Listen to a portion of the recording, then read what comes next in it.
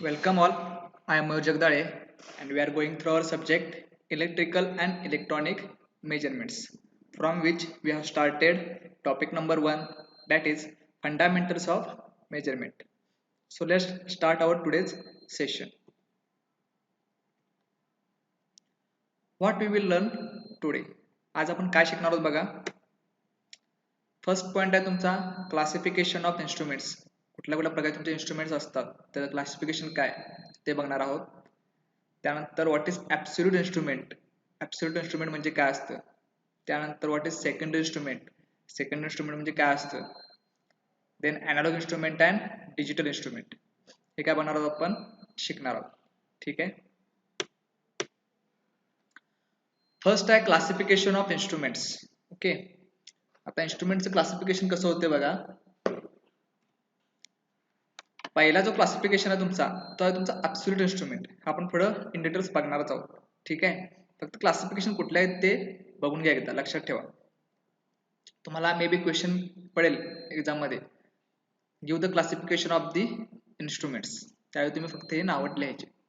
Absolute instrument, त्यानंतर secondary instrument आहे, analogue instruments आहेत, डिजिटल आहे, मेकॅनिकल इन्स्ट्रुमेंट्स असतात, इलेक्ट्रिकल इन्स्ट्रुमेंट्स असतात.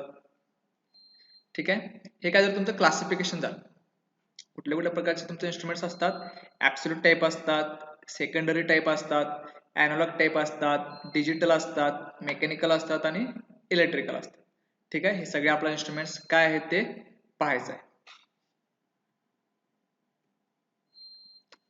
फर्स्ट आहे तुमचा absolute instrument. So now what is absolute instrument? This instrument read the quantity under measurement indirectly, that is in terms of deflection, degree and meter constant. ठीक आहे. Absolute instrument म्हणजे कोण असतात.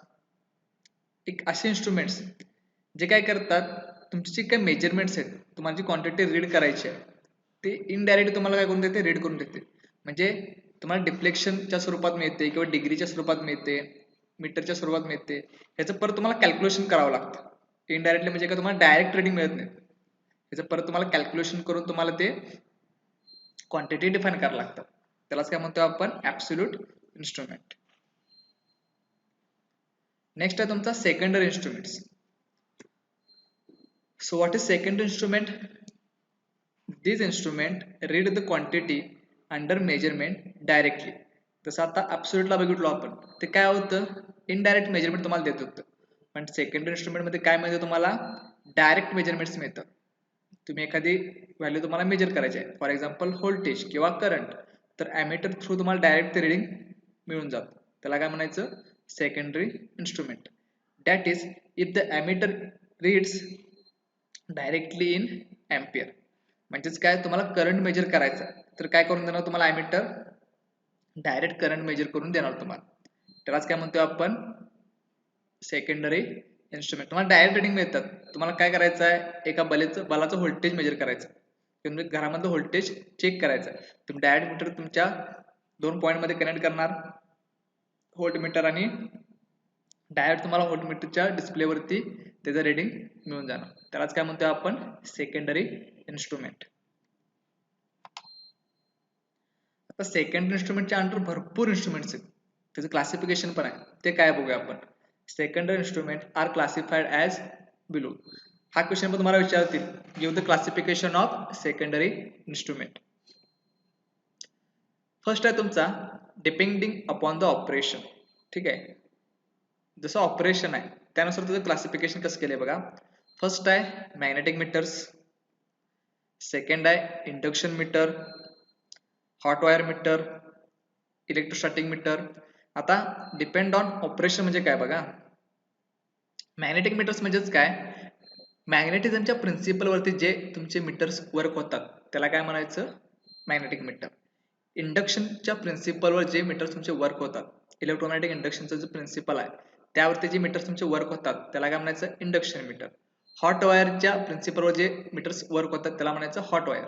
Electrostatic effect जो आहे त्यावरती जे मीटर वर्क होतात त्याला काय म्हणायचं, इलेक्ट्रोस्टॅटिक मीटर्स. म्हणजे ऑपरेशन वरती डिपेंड आहे थोडक्यात हे. मॅग्नेटिक ऑपरेशनवर डिपेंड आहे, हा इंडक्शन ऑपरेशनवर डिपेंड आहे, हा हॉट वायर ऑपरेशनवर डिपेंड आहे आणि हा इलेक्ट्रोस्टॅटिक ऑपरेशनवरती डिपेंड आहे. म्हणजे ऑपरेशन म्हणजे काय समजून घ्या, त्याचं वर्किंग प्रिन्सिपल वरती तो डिपेंड आहे. ठीक आहे. नेक्स्ट पॉईंट आहे तुमचा डिपेंडिंग अपॉन द कन्स्ट्रक्शन. आता त्याचं कन्स्ट्रक्शन कसं आहे त्यावरती त्याचं क्लासिफिकेशन केले. पहिला काय म्हटलं आपण, त्याचं वर्किंग ऑपरेशन काय त्यावरती काय केलं, त्याचं क्लासिफिकेशन केले. आता डिपेंड ऑन कन्स्ट्रक्शन. ठीक आहे. फर्स्ट आहे तुमचा इंडिकेटिंग इन्स्ट्रुमेंट.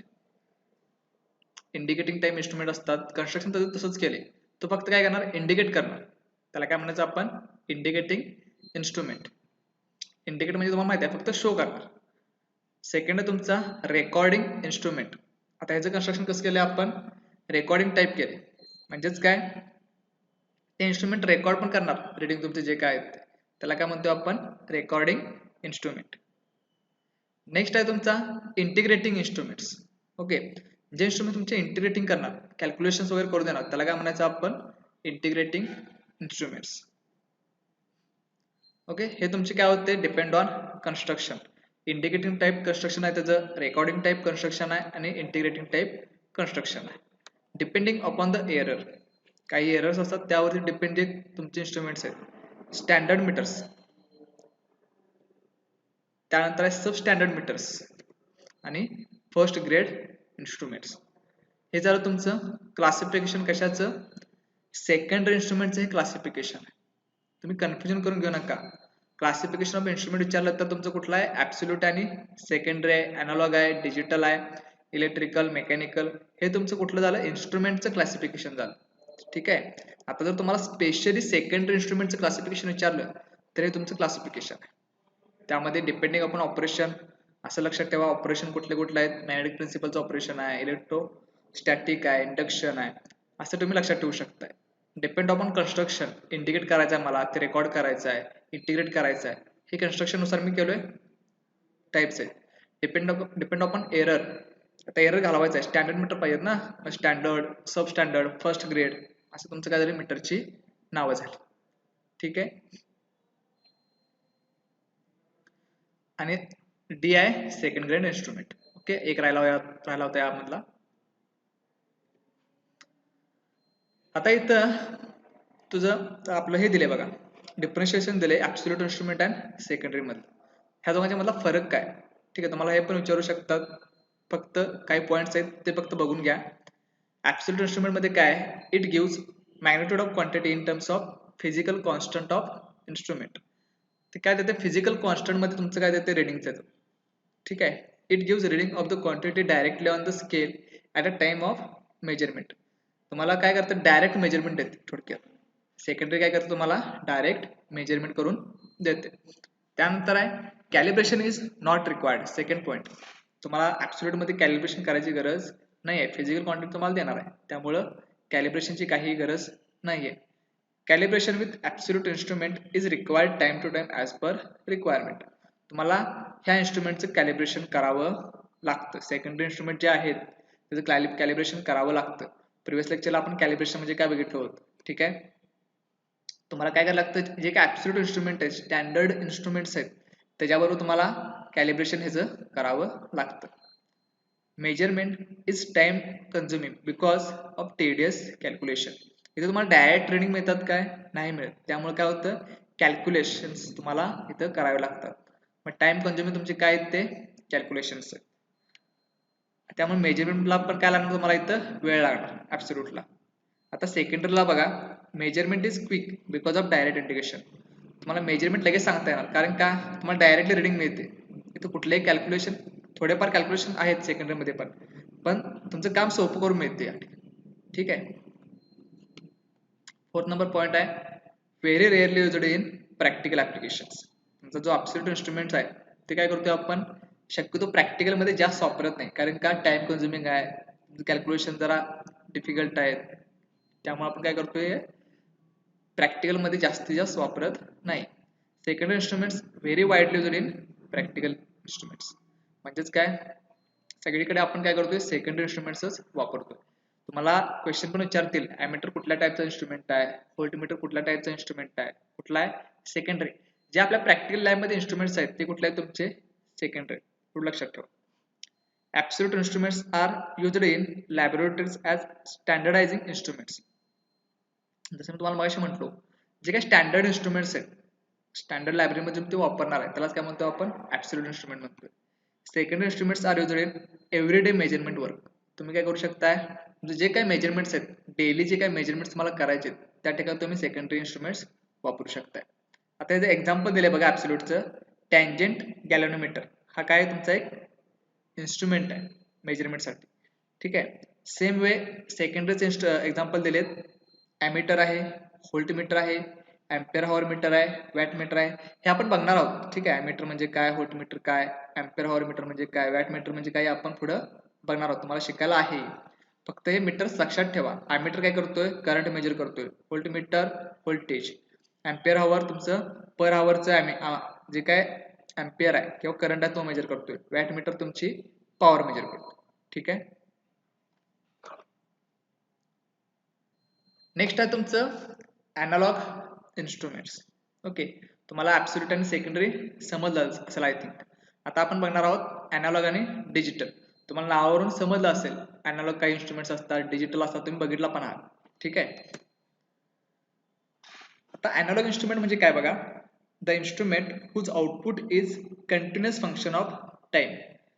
तुम्हाला जे काय आउटपुट पाहिजे आहे, जसं तुम्ही इनपुट द्याल तसं काय करणार ते, जसं तुमचा टाइम वाढत जाईल किंवा तुमचं इनपुट वाढत जाईल तसं आउटपुट पण काय होणार आहे, वाढत जाणार आहे. म्हणजे ते काय डिपेंड अपॉन टाइम आणि तुमच्या इनपुटवर डिपेंड आहे analogs. The physical quantities like current, voltage, power are measured through this analog instrument. ज्या काही फिजिकल क्वांटिटीज आहेत, करंट असेल, व्होल्टेज असेल, पॉवर असेल, एनर्जी असेल, ते आपण काय करू शकतोय ॲनालॉग इन्स्ट्रुमेंट थ्रू यूज करणार किंवा मेजर करू शकतो. हे आपण प्रॅक्टिकलला बघणार आहोत. ठीक आहे. ॲनालॉग कुठले कुठले आहेत, कसं मेजर होतंय, हे प्रॅक्टिकलच्या वेळेला आपण बघणार आहोत. Most of analogue instrument use pointer and dial for indicating the measured quantity. तुमचे जे most of the analogue instrument आहे किंवा ॲनालॉग इन्स्ट्रुमेंट आपण कसं ओळखायचं, आता या ठिकाणी फिगर आहे बघा. ठीक आहे. आता इथं तुम्ही जर बघितला काय सांगितलं इथं, जे तुमचे ॲनालॉग इन्स्ट्रुमेंट्स आहेत ते काय करतात, एकतर पॉइंटर यूज करतात किंवा डायल यूज करतात. कशासाठी, रिडिंग दाखवण्यासाठी, इंडिकेटिंगसाठी. आता इथं जर बघितलं तर तुमचं काय पॉइंटर आहे बघा. तर इथं बघितलं तर काय तुमची 0 वाली आहे, ही किती आहे 300 आहे. हा तुमचा व्ही म्हणजे काय व्होल्ट मीटर आहे. हा काय करणार, व्होल्टेज मेजर करणार आहे, एसीचं व्होल्ट मीटर आहे. ठीक आहे. जेव्हा तुम्ही काय करणार याला तुमचे कनेक्शन देणार, सपोज मी याला फेज न्यूट्रल कनेक्शन दिलोय, सिंगल फेजचा हा मीटर आहे, 230 व्होल्ट माझा सप्लाय आहे. त्यावेळेला काय करणार, हा पॉइंटर मूव्ह होणार आणि कुठे दर्शवणार तुमचं, इथं काय बघा इथं 250 आहे. ठीक आहे. म्हणजेच 10, 20, 30, 40, 50 तुमची एक रेश कितीची आहे 10 ची आहे. म्हणजे 210, 20, 30 तुमचा पॉइंटर कुठे शो करणार, या ठिकाणी शो करणार. समजते का बघा, तुमचा पॉइंटर काय होणार, या ठिकाणी येऊन थांबणार. म्हणजे ज्यावेळी मी ह्याला काय करणार, इनपुटला तुमच्या सप्लाय देईन त्यावेळी तो व्होल्टमीटर आपला काय करणार 230 व्होल्ट तुमचा शो करणार. म्हणजे थोडक्यात काय तुमचा हा पॉइंटर इकडून इकडे मूव्ह होणार. ह्यालाच काय म्हणतो आपण ॲनालॉग मीटर्स म्हणतो. त्या ठिकाणी काय असतात तुमचे पॉइंटर्स असतात किंवा डायल असतात. ॲनालॉग कसा ओळखायचा, त्या ठिकाणी तुमचं पॉइंटर किंवा डायल येतो त्याला काय म्हणायचं, ॲनालॉग इन्स्ट्रुमेंट. ठीक आहे. नेक्स्ट आहे तुमचा digital instrument. So now what is digital instrument? The digital instrument gives the output in numerical form. Okay, तुम्हाला काय करतो इथं न्यूमरिकल फॉर्म मध्ये आउटपुट देतो. जर तुम्ही बघितलं अॅनालॉगला, ठीक आहे, तुम्हाला 100, 200 म्हणजे तुमचं इथं ॲक्युरेट रिडिंग मिळत नाही. पण या ठिकाणी काय मिळतं तुम्हाला बघा, this instrument is more accurate as compared to analog instrument because no human error occurs in reading. ठीक आहे. हे तुमचे काय डिजिटल इक्विपमेंट्स आहेत. हे काय तुमचे डिजिटल इन्स्ट्रुमेंट्स आहेत. त्या ठिकाणी काय होते बघा, हा डिस्प्ले आहे तुमचा. ठीक आहे. हा तुमचा काय करतोय न्यूमरिकल फॉर्म मध्ये तुम्हाला रिडिंग्स देत. म्हणजेच काय, जर तुम्ही अॅनालॉग बघितला तर काय होऊ शकतंय, सपोज पॉइंटर तुमचा या ठिकाणी आला असेल, 200 ला तुमचा पॉइंटर रिडिंग शो करत असेल, पण तुम्ही जर ह्या साईडून बघितला तर तो पॉइंटर तुम्हाला इथे कुठेतरी शो करताना दिसेल, किंवा ह्या साईडून जर तुम्ही बघितला तुमचा पॉइंटर काय होईल, इथे कुठं तर शो करताना दिसेल. म्हणजे ह्युमन एरर येऊ शकतं. तुम्ही जर वरून बघितला नाही प्रॉपर, हे तुम्हाला प्रॅक्टिसच्या वेळेला लक्षात येईल, आता मे बी समजणार नाही. ठीक आहे, फक्त लक्षात घ्या ह्युमन एरर यामध्ये येऊ शकतं. जर तुम्ही साईडून बघितलं तर तुम्हाला पॉइंटर इकडे तिकडे झालेला दिसू शकतो. त्यामुळं ह्यामध्ये काय असतात, ॲक्युरेट रिडिंग तुम्हाला मिळत नाही. पण जर तुम्ही डिजिटलचा विचार केला तर काय होणार आहे, जर तुम्ही या इन्स्ट्रुमेंटचा विचार केला तर या ठिकाणी तुम्हाला डायरेक्ट डिस्प्लेवरती काय मिळते बघा, रिडिंग मिळते. मग तुम्ही हे कनेक्शन देणार आणि डायरेक्ट तुम्हाला काय मिळणार, इथं डायरेक्ट डिजिटल रिडिंग मिळेल. डिजिटल आणि अॅनालॉग मध्ये हाच डिफरन्स आहे. इथे डिस्प्ले असतोय त्यामध्ये तुम्हाला डायरेक्ट डिजिटल रिडिंग मिळतात, अॅनालॉग मध्ये काटा असतो किंवा डायल असते ते फिरत असतं. असा फरक आहे यामध्ये, सिंपल. एवढं जर लक्षात ठेवला तरी सफिशियंट. आणि हे ॲक्युरेट असतात, यामध्ये कुठलाही ह्युमन एरर होण्याची शक्यता नाहीये. ठीक आहे, एवढंच आहे अॅनालॉग आणि डिजिटल मधला फरक. ज्यावेळी तुम्ही आपण प्रॅक्टिकलला येईन त्यावेळी तुम्हाला हे क्लिअरिफाय होईल की अॅनालॉग कसा ओळखायचा, डिजिटल कसा ओळखायचा. फक्त लक्षात ठेवा अॅनालॉग म्हणजे काय असतात, डिजिटल मध्ये काय असतात. आपल्याला स्टडीसाठी दोन आहेत, अॅनालॉग पण आहेत आणि डिजिटल पण आहेत. ठीक आहे, आय होप तुम्हाला हे समजलं असेल आजचं. अॅनालॉग आणि डिजिटल जरा व्यवस्थित करा, कारण की आपल्याला ते इन्स्ट्रुमेंट्स वापरायचे आहेत. कुठल्या प्रकारचे असतात बघा. तुमचं सिंपल उदाहरण, तुमच्या घरामधलं जे काय आपलं एनर्जी मीटर आहे, घरामधलं जे काय एनर्जी मीटर आहे त्यात तुमचं डिजिटल स्वरूपात आलंय बघा. त्यामध्ये आता डिस्प्ले आहे, बरोबर आहे. पण पूर्वी काय होतं, अॅनालॉग होतं, म्हणजे त्यामध्ये एक डिस्क फिरत होती. तुम्ही बघितलं असाल तर यामध्ये एक डिस्क फिरत होती आणि इथं काय तो तुमचं रिडिंग शो करत होतं.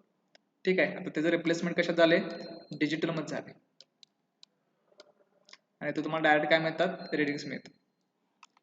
ठीक आहे, ह्याला काय म्हणतो आपण, डिजिटल इन्स्ट्रुमेंट्स. आय होप तुम्हाला समजलं असेल. नेक्स्ट लेक्चरला आपण पुढचे टाईप बघू जे काय आहेत ते. ठीक आहे, थँक्यू.